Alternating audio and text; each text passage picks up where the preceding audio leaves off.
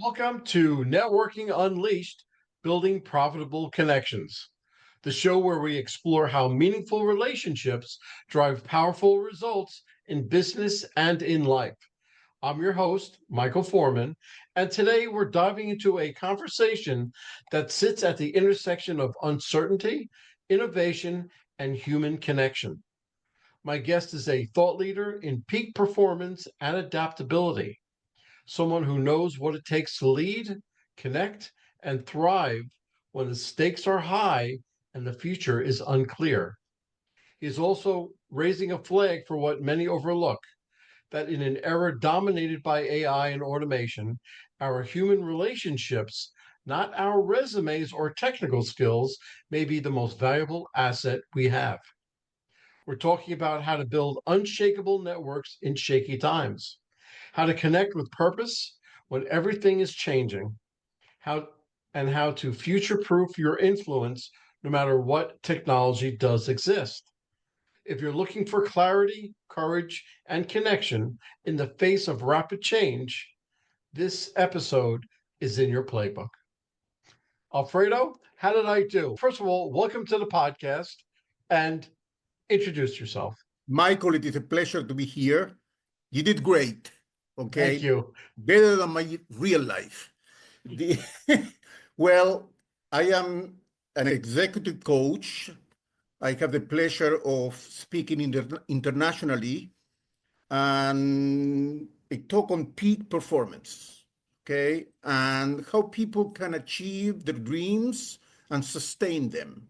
And I have a very specific way that I have found to help people achieve peak performance, which I will share with those listening, which I think is a little bit different from people usually call peak performance.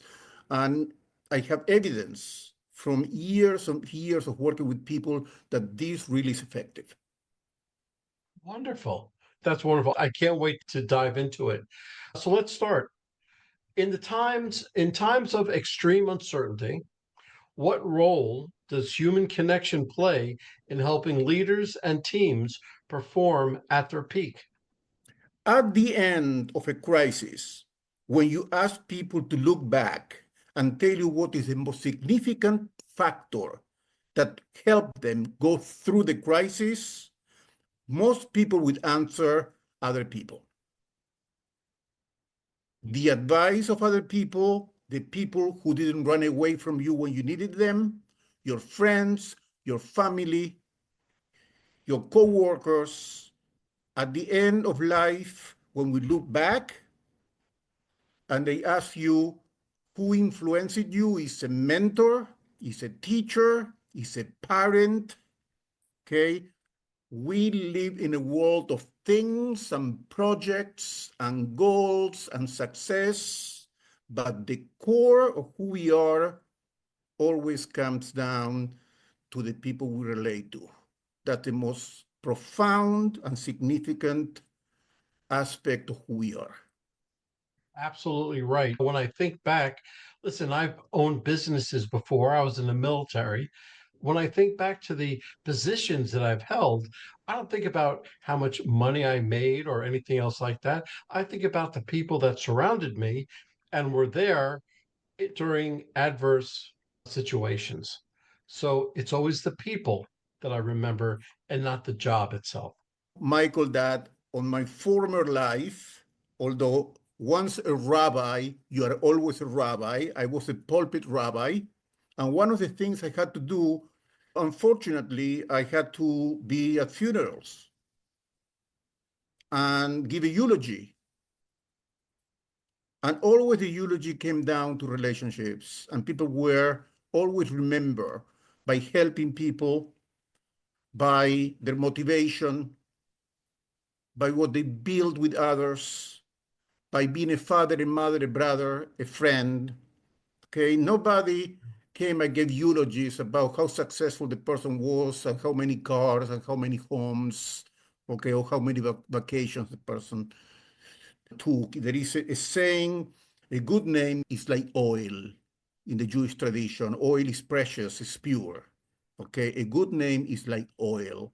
And that's what we should aspire to. And that, by the way, is peak performance. Peak performance is when you become That is so true. the best of who you are. Okay, let me just move on. You've worked in high pressure environments. How do you adapt quickly while still building and maintaining meaningful relationships? Because adaptability, paradoxically, is the art of maintaining your core. In the world Oh, of I lost you. I yeah, lost your. yes, because this is counterintuitive, Michael. Adaptability is the capacity of maintaining your core through change. Usually people used to talk about change management. Okay, and that was the theory in consulting. We bring somebody who is an expert on change management as if change can be managed. That's a contradiction. Change cannot be managed. Change is change. Okay, what we can do when we talk today is adaptability instead of change. And the way I see adaptability is that you give the people working with you at your team, at your corporation, at your foundation, you give the gift of who they are at their core. Once they know who they are at the core and you strengthen who they are internally, then they can withstand change and adapt. It's not change or adaptability is not the process of making the people around you shape themselves according to the changes taking place. Very well It said. is giving them the tools to remain the best they are through the change process. Very good. What's one strategy for networking that becomes more important, not less, when everything feels uncertain or unstable? Well, look, I am not a natural networker. Okay, I am a guy who likes to advise people. I am a consultant, a speaker. Those are very lonely activities. And it's actually a kind of activity that you parachute at the place, do your job, and goodbye. Okay. Then I had to train myself to network. I am also an introverted. Okay. At parties, I go to the corner, sit down, and with a glass of something and looking at my watch. Then one thing that I do is each time I come to my office, the first hour and a half, I network. When I am fresh, okay, with all my energy, I begin my day networking. I'm mostly network and LinkedIn. That's my natural environment, professional. Okay. I had made so many connections. And the key is to be honest. People know today, after a second, your first two words, if you are trying to have an open conversation or you're looking for something. Although we are all looking for something, and that's basically the implicit thing, there are ways and ways to look for something. There is way to look for something out of a real connection, and because you care about somebody else, and you look for advice and give advice, and there are ways in which basically you are a salesperson, selling yourself, and that doesn't go far. Being authentic. Being Authentic. authentic is the first thing. And what I say about networking, as I'm sure you do as well, is to network with what's called a servant's heart. It's you're looking to give, not receive. And if you're authentic, you're looking to give and not receive, then you don't come across as salesy or anything else like that. Then I have a formula for peak performance. I want everybody to listen because this is the formula, and a very Okay. short formula. And basically, I haven't seen it anywhere else. This is made this. I got to this formula after helping a lot of people and reading a lot and testing it. There is the way it goes. Positivity plus purpose equals peak performance. Positivity plus purpose equals peak performance. Now, what is purpose. Okay? The definition of purpose is giving the best of you for the benefit of others.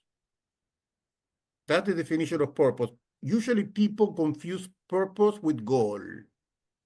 Goal is an extrinsic gain. It's the end of the journey. Okay? It's extrinsic. Okay? It's strategic. Purpose comes before the goal. As we say, purpose first. And purpose is the best of what you have for the benefit of others. If you do that, then it comes back to you in what we call fulfillment. And fulfillment comes in different ways. Gratitude, which is when somebody comes to you and say, you did so well for me. That's the greatest thing that could happen to you, that somebody else acknowledges you for what you've done for them. The other one is growth. When the person doesn't come to say thank you, but you see them growing, like your kids or somebody at your company, okay, and you see their growth. And the third one is inner growth, okay, how you grow by helping others. Which percentage is inner growth? 10%.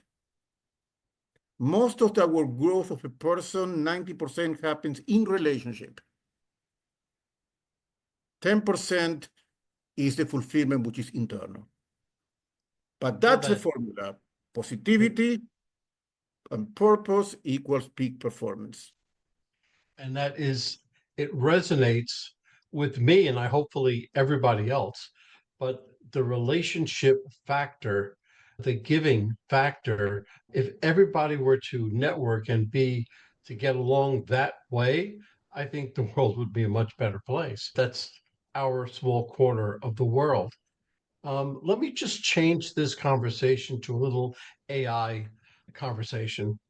What soft skills tied to networking and communication will become critical differentiators in an AI powered workforce? Okay. Look, I'm not sure about soft, how to define it. But I tell you what I think is happening. Okay. Okay. I think that human connection is going to become a luxury. Okay. Okay. And as it's going to become a luxury, it's going to be more wanted. Right. And more precious because it's going to be a lack of it. Okay, then technology is going to increase and real human connection is going to decrease. And the companies which are going to succeed in the long term are the companies who are going to value the human connection. And those who want to take the shortcut of replacing humanity with technology may win in the short term, but they will lose the most important thing, which is the creativity, the empathy, and the motivation that only humans can bring. Then when we talk about human resources, by the way, it's interesting.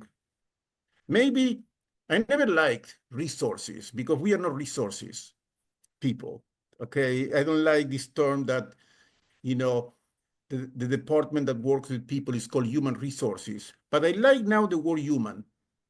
And I think that the word human for human resources is going to become more and more crucial now and in the years to come, because the main task of human resources is going to be actually humanity. And within that, what I recommend I work with is with positive psychology, which is the tool and the science I use when I work with companies. Positive psychology, which is the science of flourishing and strengths. And I think that using methodologies like positive psychology, we have to strengthen the humanity and core of people as we go into the AI, revolution. Okay. So since we're on the subject of in the future, how can individuals future proof their careers by intentionally building the right kinds of relationships now? Well, look, relationships are a process, okay? And relationships about persistence. Okay, on the relationship world, I always talk about you never know. Okay, True. the best things that happened to me with people were the unexpected ones I didn't know. A person that a year later I meet again, or I contact again, or they contact me from an occasional conversation I had that a year ago. Okay, and that's magical. It's magical when people tell me, Alfredo, I remember this keynote speech you gave or this workshop you gave and changed actually my view of things. When we talk about fulfillment, do you remember fulfillment Means when you're very what somebody, you do. Means you're very good at what you do. look, you're not good at what you do. At the end of the day, people make you good at what you do. Because at the end of the day, it's about serving others. Okay, then I am not sure, Michael, how good I am at what I do. I do it, I am a professional, and I care about what I do, and I try to learn every day. Okay, but how good I am is going to come from the reaction, not the judgment, but the reaction in terms of the impact I have in people. Because it's not about my ego, although I have a healthy one. It is ultimately about how I serve people. Okay, you can be a consultant and a keynote speaker if you don't go on stage or to a corporation with the aspirations that when you leave, you're going to leave behind something that is going to help people achieve what they want. True, true, very true. Okay. In times of change, how do high performers stay connected, not just to people, but to purpose and vision? I want to focus for a second. I spoke about purpose. I want to talk what I mean by positivity. The first Okay. part, okay? It is amazing, but research shows that 70% of Americans are blind to their inner strengths. There is an epidemic of strength blindness. Okay, it's amazing. We know from positive psychology that there are 24 strengths that everybody has. Okay, those are strengths, 24, which are found across time and geography, from the Greeks to the Eskimos. There are 24 because there are a lot of strengths, but these 24 are repeated throughout humanity, history, and geography. And everybody has them, but people do not know they have them. And they don't know which one they prefer, which is worse. Then we have this blindness. And if you would know your top 5 of the 24, your top 5, we know from research also that your capacity to flourish would be 9 times higher. And if you apply them, we know from research that your capacity to flourish would be 18 times higher. In other words, 70% of Americans are working, living way below their capacities by ignorance of what they already have, which is a shame. It makes me so upset because I go to corporations, I go to teams, and I do the question, tell me what your top strengths are. They don't know. I never thought about it. I don't know. I said, would you call a plumber to your home who doesn't bring a toolkit? You're going through life without your 5 top strengths toolkit.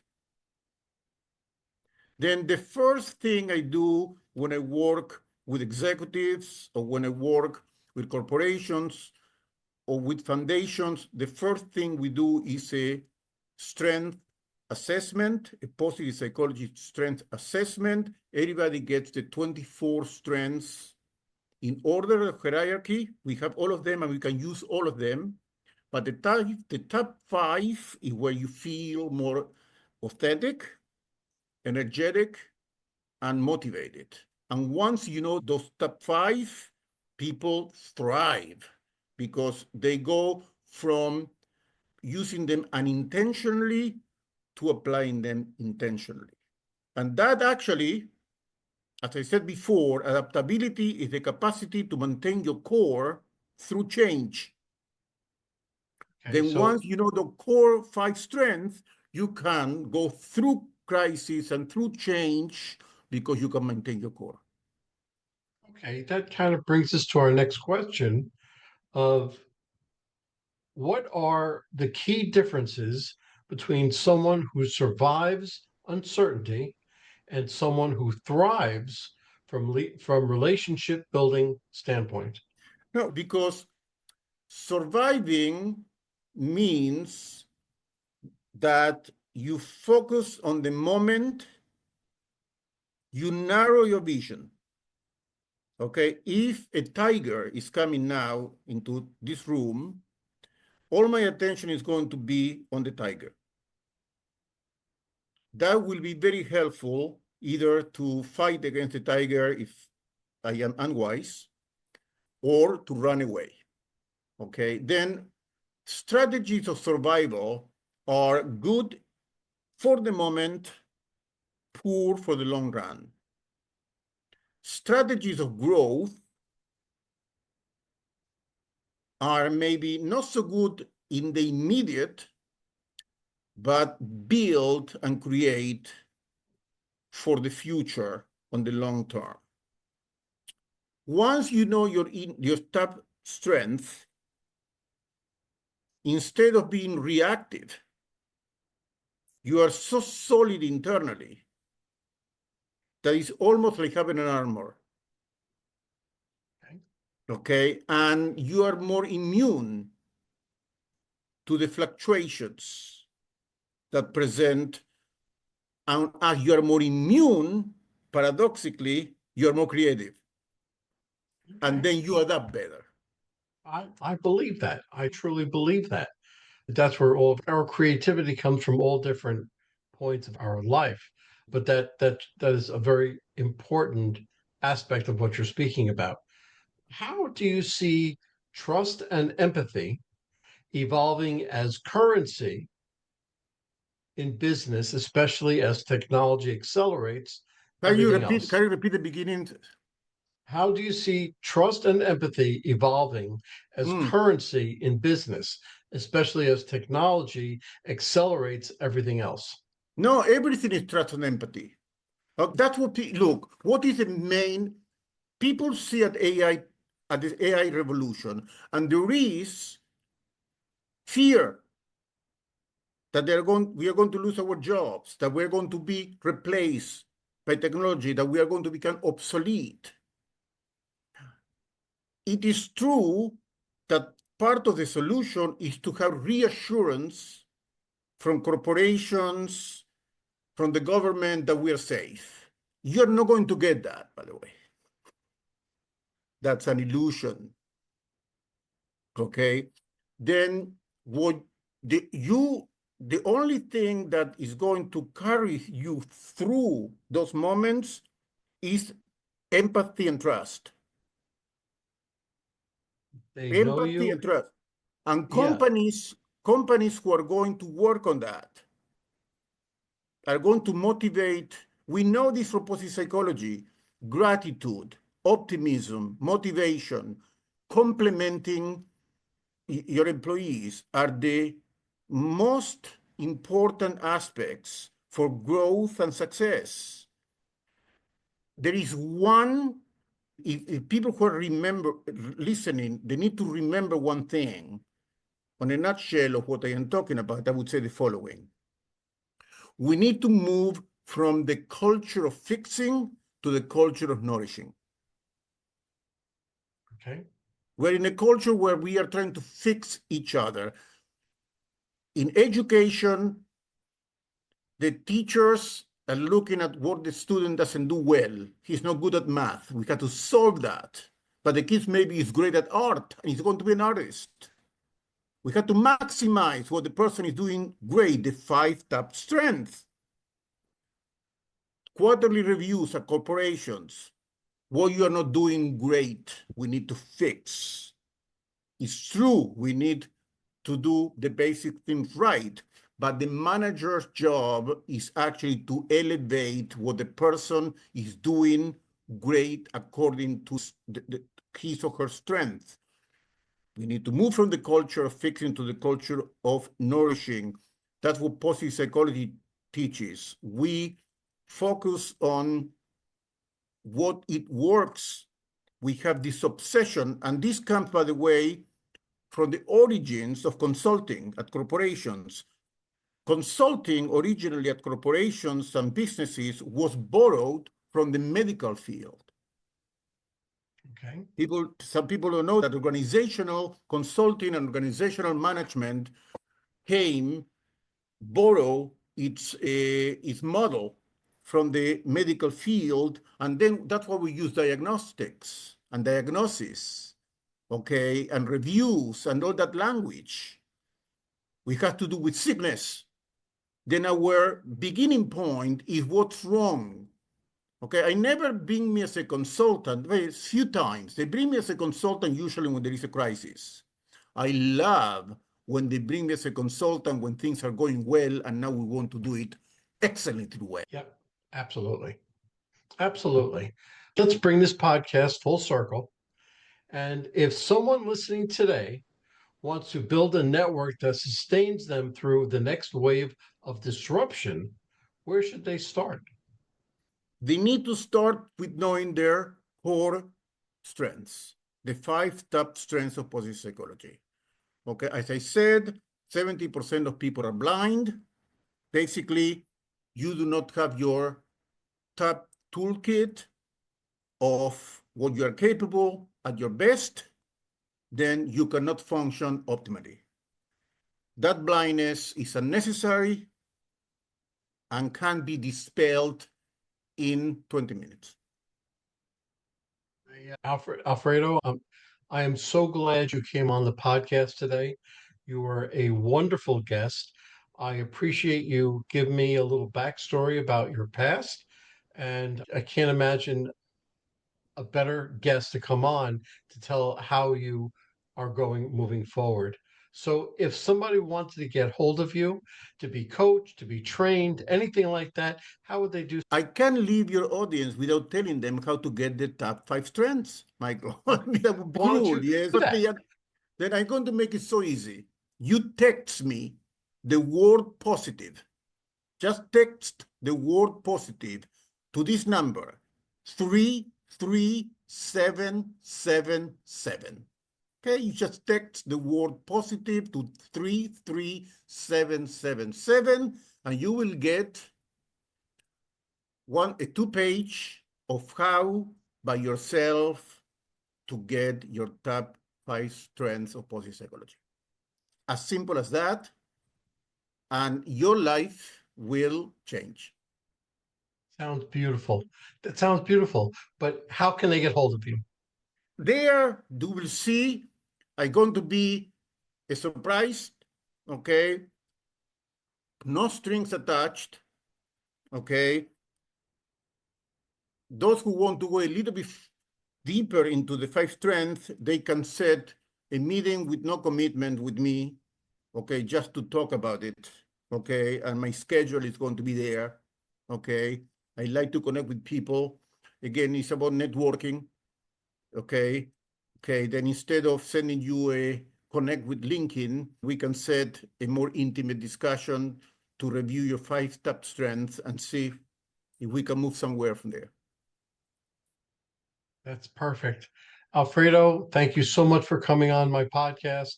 And I wish you nothing but the best. And hopefully I'll speak to you soon. Thank you, Michael. Thank you, everybody. Good. Well, hold on, folks. Don't go anywhere. Let me just read a few of our sponsors that we have.